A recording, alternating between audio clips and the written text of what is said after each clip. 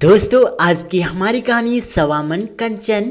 किसी जमाने की बात, एक आदमी था, उसका नाम था सूर्य नारायण। वह स्वयं तो देवलोक में रहता था, किंतु उसकी माँ और स्त्री इसी लोक में रहती थी। सूर्य नारायण सवामन कंचन इन दोनों को देता था और सवामन सारी प्रजा को प्रजा चैन से दिन काट रही थी, किंतु माँ बहू के दिन बड़ी मुश्किल से गुजर रहे थे। दोनों दिनों दिन सुखती जा रही थी। एक दिन बहू ने अपनी सास से कहा, सासू जी और लोग तो आराम से रहते हैं, पर हम भूखों मरे जा रहे हैं। अपने बेटे से जाकर कहो ना, वे कुछ करे। बुढ़िया को बहू की बात जच गई। वह लाठी टेकती टेकती देवलोक पहुंची। सूर्य नारायण दरबार में बैठे हुए थे। द्वारपाल ने जाकर उन्हें खबर दी, महाराज आपकी माता जी आई हैं। सूर्य नारायण ने पूछा, कैसे हाल है? द्वारपाल ने कहा, महाराज हाल तो कुछ अच्छे नहीं है। फटे पुराने मैले कुचेले कपड़े पहने, साथ में न कोई नौकर है न चाकर। सूर्य नारायण ने हुक्म दिया, आओ बाग में ठहरा दो। ऐसा ही किया गया। सूर्य नारायण काम काज से निपट कर माँ के पास गए। पूछा, कहो माँ कैसी आई? बुढ़िया बोली, बेटा तो सारे जग को पालता है, मगर हम भूखे मरते हैं। सूर्य नारायण को बड़ा अचरज हुआ। उसने पूछा, क्यों माँ भूखों क्यों मरती हो? जितनी कंचन तुमको देता हूँ उतना बाकी ही दुनिया को देता हूँ। दुनिया तो उतनी कंचन में चैन कर रही है, तुम उसका आखिर करती क्या हो? बुढ़िया बोली, बेटा हम कंचन को हांडी में उबाल लेते हैं, फिर वह उबला हुआ पानी पी लेते हैं। सूर्य नारायण हंसते हुए बोला, मेरी भोली माँ कंचन कहीं उबाल कर पीने की चीज़ है? इसे तुम बाजार में बेचकर बदले में अपनी मनचाही चीजें लाया करो, तुम्हारा सारा दुख दूर हो जाएगा। बुढ़िया खुशी होती हुई वापस लौटी। इस बीच बहू शहद की मक्खी बकर देवलोक में आ गई थी। उसने माँ बेटी की सारी बातचीत सुन ली थी। चर्चा खत्म होने पर वह बुढ़िया से पहले ही घर पहुंच गई और सूर्य नारायण जैसा कहा था कंचन को बाजार में बेचकर घी शक्कर आटा दाल सब ले आई। बुढ़िया जब लाठी टेकती टेकती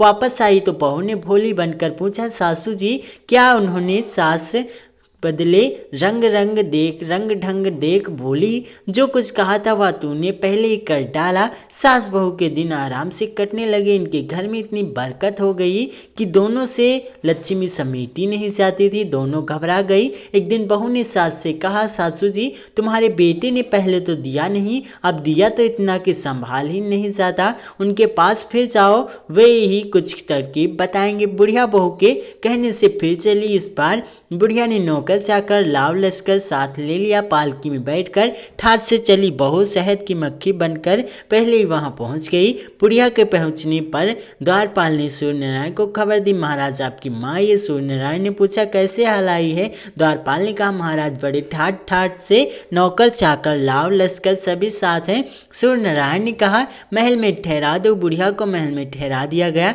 कामकाज से निपट कर सूर्य नारायण महल में आया। माँ से पूछा, कहो माँ भी बुरा नहीं पड़ता?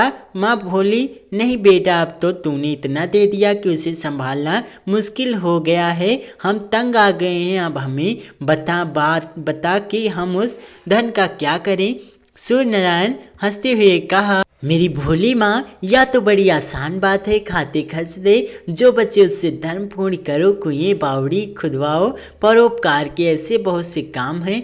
शहद की मक्खी बनी बहू पहले ही महोदी थी। उसने सब सुन लिया और फौरन घर लौटकर सद्रा व्रत बिठा दिया। कुआं बावड़ी धर्मशाला आदि का काम शुरू कर दिया। बुढ़िया जब लौटी तो उसने भोली बनकर पूछा, उन्होंने क्या कहा सासू जी? बुढ़िया ने घर के बदले रंग ढंग देखकर कहा, बहू जो कुछ उसने कहा था वह तो तूने पहले ही कर डाला। इसी तरह कई दिन बीत गए। एक दिन सूर्य नारायण को अपने घर की सुधि आई। उसने सोचा कि चले देखें तो सही कि दोनों के क्या हाल चाल हैं। इधर माँ कई दिनों से आई नहीं। या सोच सूर्य नारायण साधु का रूप धर कर आया। आते ही इनके दरवाजे पर आवाज लगाई, अलख निरंजन। आवाज सुनते बुढ़िया मुट्ठी में आटा लेकर साधु को देने आई। साधु ने कहा, माई मैं आटा नहीं लेता, मैं तो आज तेरे यहाँ ही भोजन करूंगा। तेरी इच्छा हो तो भोजन करा दे, नहीं तो मैं साप देता हूँ। साप का नाम सुनते बुढ़िया ने गिड़गिड़ाकर कहा, नहीं नहीं बाबा, सांप मत दो, मैं भोजन कराऊंगी। साधु ने कहा,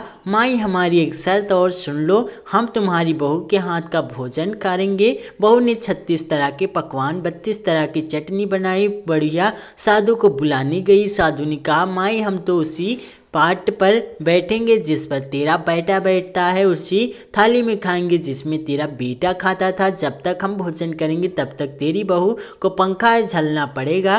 तेरी इच्छा हो तो बोल, नहीं तो मैं साफ देता हूँ। बुढ़िया साहब के नाम से कांपने लगी। उसने कहा, ठहरो मैं बहू से पूछ लूँ। बहू से सास ने पूछा तो वह बोली, मैं क्या जानूं, जैसे तुम कहो वैसा करने को तैयार हूँ। बुढ़िया बोली, बेटी बड़ा अड़ियल साधु है, पर अब क्या करें।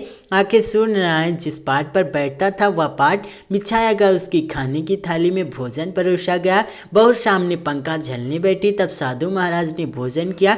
बुढ़िया ने सोचा चलो अब महाराज से पीछा छूटा, मगर महाराज तो बड़े विचित्र निकले। भोजन करने के बाद बोले, माई हम तो यहीं सोएंगे और उस पलंग पर जिस पर तेरा बेटा सोता था, और देख तेरी बहू को हमारे पैर दबाने होंगे। तेरी रानी हो तो बोल, नहीं तो मैं साफ देता हूँ। बुढ़िया बड़ी घबराई, बहू से फिर सलाह लेने आ गई। बहू ने कह दिया, मैं क्या जानूं, तुम जानो। साधु ने देरी होती देखी तो कहा, अच्छा माई चल दिए। बुढ़िया हाथ जोड़कर बोली, नहीं नहीं महाराज आप जाइए मत, आप जैसा कहेंगे वैसा ही होगा। बड़ी मुश्किल से हमारे दिन बदले हैं, साफ मत दीजिए। सूर्य नारायण जिस पलंग पर सोता था पलंग बिछाया गया। साधु महाराज ने शयन किया। बहू उनके पैर दबाने लगी। तब 4 महीने की रात हो गई। सारी दुनिया त्राही त्राही करने लगी। अब बुढ़िया समझी कि या तो मेरा ही बेटा है। उसने कहा, बेटा कभी तो आया ही नहीं, और आया तो अपने को छिपा कर क्यों आया। जा अपना काम काज संभाल, दुनिया में हाहाकार मचा हुआ है। सूर्य नारायण वापस देवलोक लौट गया। इधर सूर्य नारायण की पत्नी ने 9 महीने बाद एक सुंदर तेजस्वी पुत्र को जन्म दिया। वह बालक दिनों दिन बड़ा होने लगा। एक दिन वह अपने दोस्तों के साथ गुल्ली डंडा खेल रहा था। खेल ही खेल में उसने दूसरे लड़कों की तरह बाप की सौगंध खाई। उसके साथियों से चिढ़ाने लगे, तेरे बाप हैं कहाँ, तूने कभी उन्हें देखा है, तू बिना बाप का है। लड़का रोता रोता अपनी दादी के पास आया। बोला, माँ मुझे बता कि मेरे पिताजी कहाँ हैं। बुढ़िया ने सूर्य नारायण की और उंगली से संकेत कर रहा कहा, वे रहे बेटा, तेरे पिता को तो सारी दुनिया जानती है। बालक ने मचलते हुए कहा, नहीं माँ सचमुच के पिता बता। बालक ने जिद ठान ली। बुढ़िया उसे लेकर देवलोक चली। नौकर चाकर साथ में लेकर पालकी में सवार होकर वहां पहुंचे। महल में ठहराए गए। सूर्य नारायण कामकाज से निपट कर महल में आए। बुढ़िया ने उनकी ओर संकेत कर कहा, ये है तेरे पिता। सूर्य नारायण ने बालक को गोदी में लेकर प्यार किया। बालक का रोना बंद हो गया। उस दिन से वे सब चैन से रहने लगे। दोस्तों स्टोरी अच्छी लगी हो तो चैनल को सब्सक्राइब जरूर कर देना।